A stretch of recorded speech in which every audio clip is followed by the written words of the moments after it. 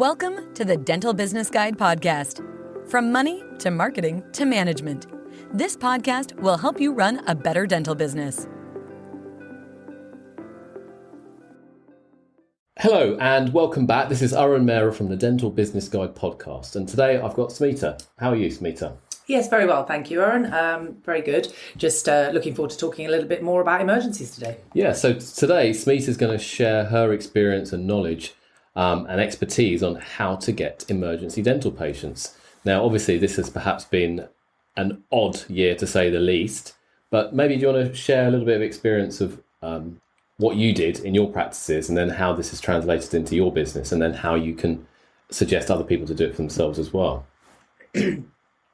Well, yes, as you rightly said, it's been quite an odd 12 months really for us, as it has been for everybody, certainly in the dental field and obviously wider fields. But what I've found most interesting, certainly recently, over the last few months of lockdowns and then Boris Johnson making speeches and somebody else coming on to make either further lockdown restrictive speeches or opening things up, is that our emergencies and new patients and people calling the practices have been very linked to these announcements that the government makes. So, for example, if Boris is announcing further restrictions or a new lockdown, then suddenly we get a lot of cancellations and people will phone up in fear. Whereas conversely, recently, they've started to open things up, and Boris spoke, just a week or so ago about the roadmap to recovery, and suddenly the phone started to get very much more busy as confidence grew.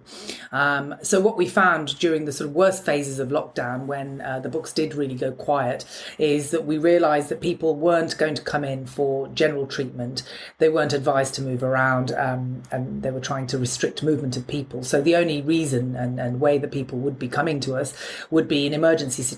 So no checkups and general treatment, but just more emergencies. So we decided to focus our online attention to marketing towards emergencies and same day appointments. And we also opened up our hours. We increased our hours of opening. We increased our days of opening. And we went to 7 days a week. So that helped. So obviously it was a difficult time for everybody, but the team stepped up. Correct. Yes, we're very, very lucky. The team stepped up. Everybody stepped up. They stepped up their game. I mean, the other, and it ended up being very fruitful in many ways. But the other thing to remember, when looking at just the busyness of the book and the figures, now reflecting back on it, is one of the big reasons we ended up doing quite well at that point was because none of the dentists were taking time off. None of them were taking holidays.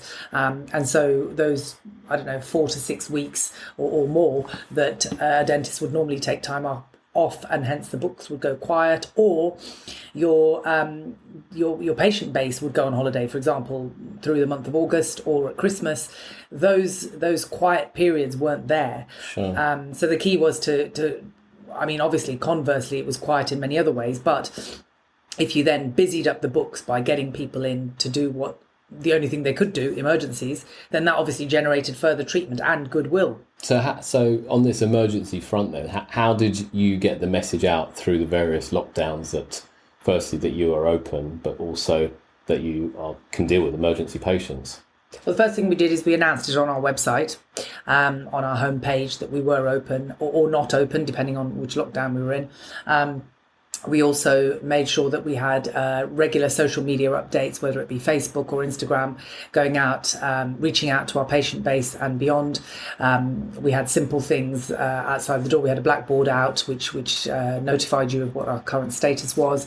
And we also emailed our patient base just to let them know whether we were closing down or opening up, etc.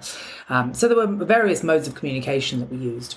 Okay, but then obviously that's to your existing patient base. What about attracting new patients? How did you go about doing that? That was mostly based on website and pay-per-click marketing, and just notifying patients or notifying the wider public through our homepage on the website. Sure. That's the predominant way. And if I'm right in saying that we one of the team was fully solid in creating content around emergency care, content around COVID, what to do in the instance of COVID, and therefore when people were searching for that type of seeing a dentist during COVID, the page is ranked organically very, very well. Okay. Yeah, absolutely. I mean, we had a couple of people, and one certainly was working full time on just creating new and interesting and relevant content, even during the first lockdown nearly a year ago now.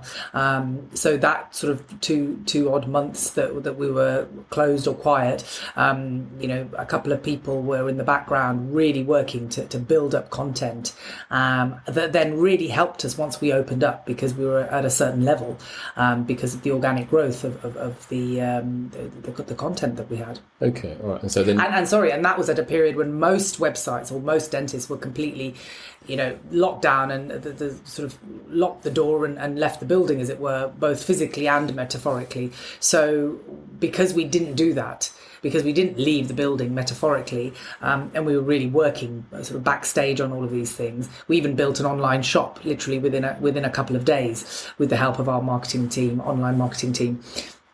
And that, carried on with, it held some traction with emergencies that were coming in. I would direct them to the shop, and they would purchase emergency kits and temporary filling kits, etc. from there. That wasn't a huge amount of business in terms of revenue, but it was just, we were keeping things going online and keeping our methods of communication going. And the phone calls, I was answering the phone calls throughout the first lockdown, almost 24 hours a day. So there was open lines of communication at all times.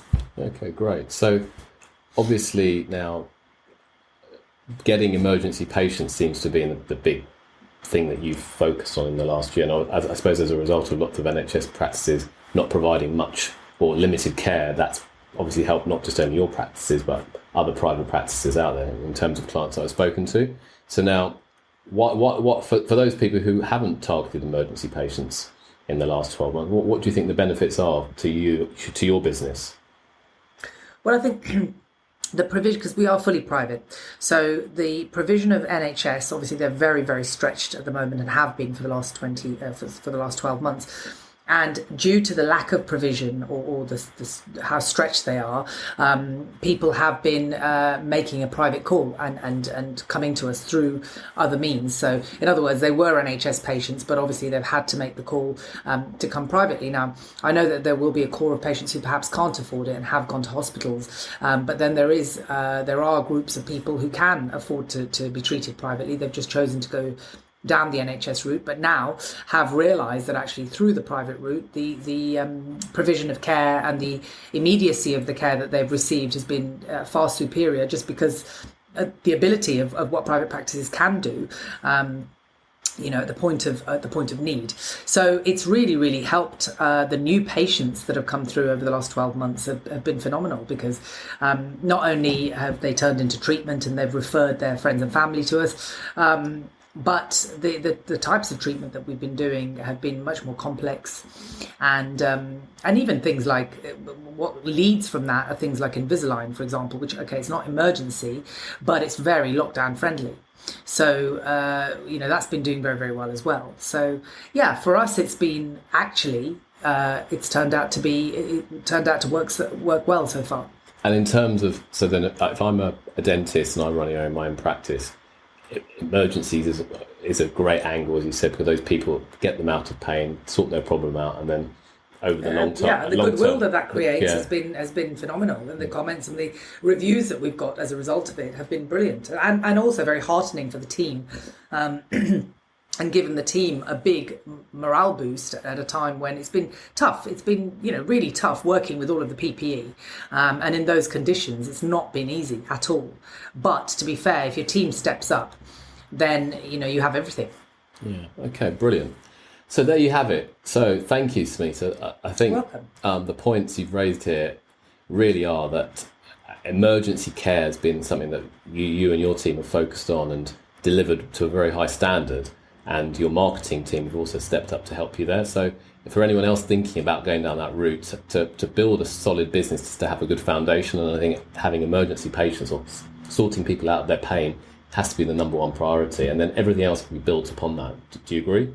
Yeah, absolutely. And so it's very clear that there's front of house that need to step up and step in, and deliver, but it's also very much back office, and it really has almost been like I liken it to a game of netball. You've got people who pass the ball to the goal attack or the goal shooter, and without the ball coming to the goal shooter, there are no goals to score. So it is really a team approach, and it's not just the people who are delivering the care. It's in private practice, certainly from our experience, it's been a whole team approach that's led to where we are today.